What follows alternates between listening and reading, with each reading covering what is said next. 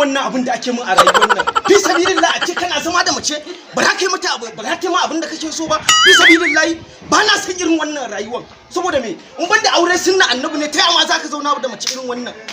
Fi sabilillah a ce mace ba ka ga mata ba.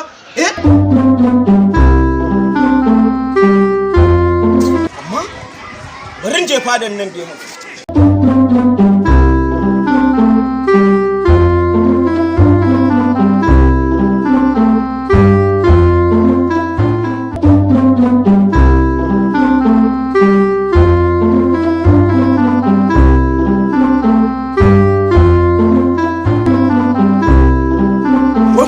Me aka ne kuke wannan hayaniya a wajejen nan? Menene wai?